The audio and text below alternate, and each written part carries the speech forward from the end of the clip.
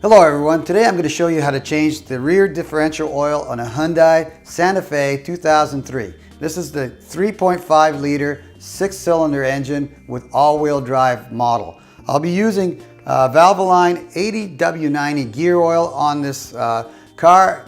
Now they specify that you should change the gear oil on the differential every 72 months or every 60,000 miles. Now I bought this vehicle used with 135,000 miles, and I did change the front gear differential oil, and I have a video on that. I'll link that in the video description below.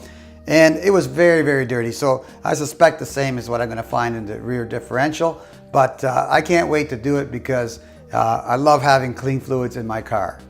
All right, here's all the tools and supplies that I used to change the differential oil. And what I had here is a breaker bar, and that's optional. You don't really need it. I used it because it made it an over-torqued bolt or filler plug much easier to take off. You can do it with a normal half-inch ratchet if it's torqued on right. I did use a torque wrench here to ensure that I torqued it on correctly at 27 foot-pounds. Up to you whether you use that step or not. You can go by feel, but I like having the exact torque spec on the drain and fill bolts. I used some Teflon tape too to seal the drain bolt. Optional step. It was done, you know, when I took it off, and I noticed that it didn't leak any oil at all. So I did use some Teflon pipe thread tape on the drain bolt. You will need 1.2 quarts of gear oil. I'm using Valvoline AWD, and that's what they spec. They spec AWD, they don't spec Valvoline, but you know, 8090W gear oil you're going to need. And you're going to need 1.2 quarts, which is unfortunate because here in the US they sell it in quart containers, so I had to buy 2 to get the 1.2 quarts. And you know, actually I bought 3 to drain the fluid once and fill it, and then drive around to clean out the case and drain it again to fill it a second time so that I could have real clean oil. But again, you're going to need 1.2 quarts or 1.1 liters. And on top of that, a drain pan, as you see here I have. And also absolutely necessary will be a 24 millimeter socket on the appropriate ratchet. I'm using a half-inch composite ratchet there, and I will put a link to all this stuff in the video description so that you can get it at Amazon, and so you can look and see what exactly I'm speccing out here.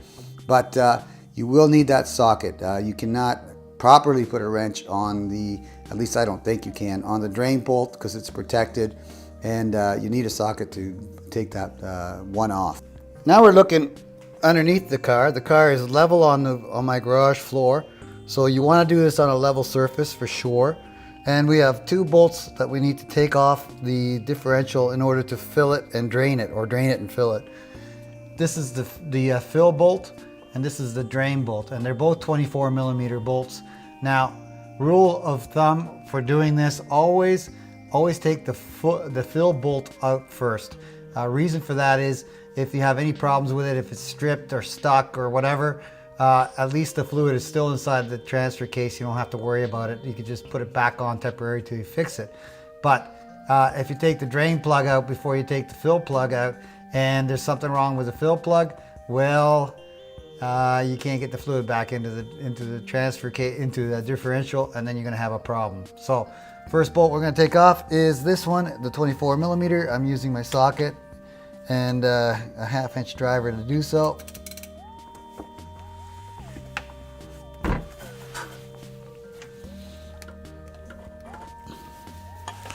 Now it's supposed to be on there at 27.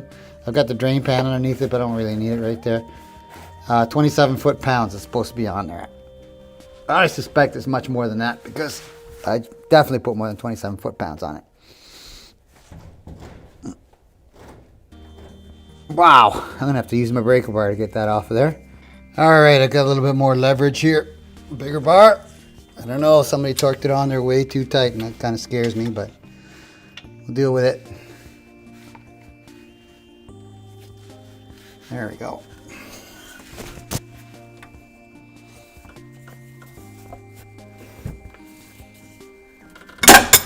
always do that with an open hand. There we go. That's it, broken out. So don't know why it was on there so tight, but it was definitely way too tight. So there we go, I got that off. Or I got it loose anyways. Just twist it off counterclockwise. I believe there is a washer on here. We'll see in a second. I'll bring the drain pan underneath it. Yep. And the good news is that I got a small stream of oil coming out of it, which means it's properly filled. That's exactly how high the level of oil should be. That's what should happen when you take the actual what do you call it, fill bolt off of there. And there was a small washer there with it, copper looks like, or brass, I'm not sure, but anyways, keep those things apart. And good news, very good news right there. That means there's lots of fluid in it, which probably means there's nothing wrong with it other than it's probably dirty. Looks like it's been serviced somewhat, maybe a little over torqued though. Supposed to be 27 foot-pounds on that. So next I'm going to take the bottom bolt off there and basically drain the whole differential. Yeah, that one was a little more reasonable. That one I could have taken off with my regular wrench. Nice to see that stream of oil coming out of there though. That means it's filled right up. It hasn't leaked out.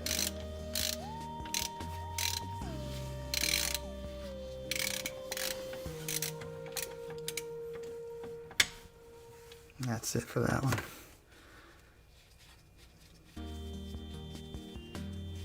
And it will probably have a seal on it too, a seal washer. And there goes all the fluid. Ooh, that is dirty though. That looks really, really dirty. So I'm glad I'm pulling that off of there. So I'll let that all drain out. Ooh, what is that? Look at that. I think that's some sort of sealant they used on the actual plug. Ugh. Yeah. That actually looks like Teflon tape, believe it or not. I think they used Teflon tape on it. There's that side of there.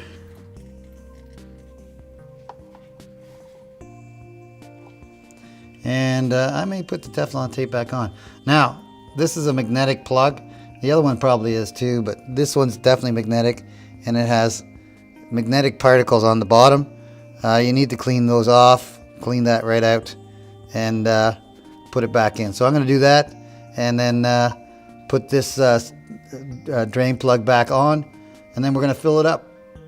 All right, I found the other washer. It was actually fused right to the bottom of the differential case, and it's another copper unit, copper ring, and that's what gave it away to me. I saw it. The color is just, quite significant, and you can see it, right? So I just used a little screwdriver. You can use whatever you want to pick it out of there, but I picked it out of there. And I did see that they used Teflon tape to seal it. So I'm going to use Teflon tape to seal it too, because obviously it worked well, that there was no leaking at all. So basically what I'm going to do is wrap the drain plug with Teflon tape and just put the back the other one the way I found it. Both of them should be torqued to 27 foot-pounds, so I'll do that with my torque wrench. So make sure that you find that ring, and before you try and pry it out, definitely move your drain pan out of the way. You don't want it falling in the drain pan. It's no fun sticking your hand in there trying to find that. All right, here's the drain plug. I wrapped it in Teflon tape. It's not really necessary, but and it's not recommended inside the Haynes manual to do so. So basically I did, but because that's the way I found it and it hadn't been leaking. In that last segment I was explaining how I wrapped that filler plug with Teflon tape when my camera ran out of memory, and I basically moved on without knowing that it was out of memory. But regardless, what I did is I put the filler bolt back in here with the copper ring that you saw. That was actually jammed to the surface of the case, and basically screwed it back in snug, and then used my torque wrench here to tighten it to 27 foot-pounds. So if you don't have a torque wrench, well, I recommend getting one for auto mechanic work, because at least then you know you've got everything tightened up correctly. Not too tight, not too loose. 27 foot-pounds is what's recommended. That's what I used. So Teflon tape, I did use it again. Not recommended in the manual, so you don't need to use it. That's just something I did. I've been pouring fluid in through this hole now. I put one full container, which is a US quart, or 0.946 liters. And I think it's 1.1 or 1.2 liters that it takes. So I'm going to continue pouring it in. And I'm just using the bottle to pour it in. So if you go in from an angle a little bit, then you get the tire out of the way. And basically squeeze it, and make sure your drain pan is underneath too, because when it does get full, it will start pouring out. So I'm just squeezing the bottle and filling it up. And I'm starting to get a little bit of drip there. Let's see if I can. I'm gonna put more in there just to make sure that it's not pouring out from. Yeah, I'd say I'm there now. All right, so there, I'm getting a nice stream out of there. That means that the case is now full. So I'm gonna put my drain plug back in, and again, I'm gonna torque it to 27 foot-pounds, which is the specification. I'm putting it back on. It was obviously way past that when I took it off. And I'm not using Teflon tape on this one, as it's not required, so, and it wasn't leaking anyway. So just, and make sure, again, that the copper washer, which is a seal, is on the bolt. So let's put that on there. Tighten it down to 27 foot-pounds.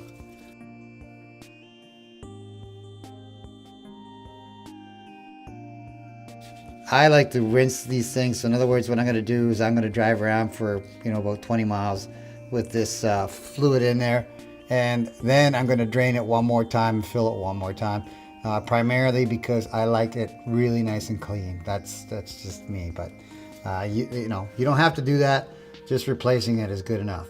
So now we'll just take our torque wrench here with a 24 millimeter socket on it, and we're going to tighten it down to 27 foot-pounds. And there we go. That's it. This is a click type torque wrench. When it clicks, you're at 27. I'm going to check the bottom one again, just to be sure. And we're good there too. That's it. That's how you change the differential oil or gear oil in a Hyundai Santa Fe 2003 3.5 liter engine, 6-cylinder, all-wheel drive.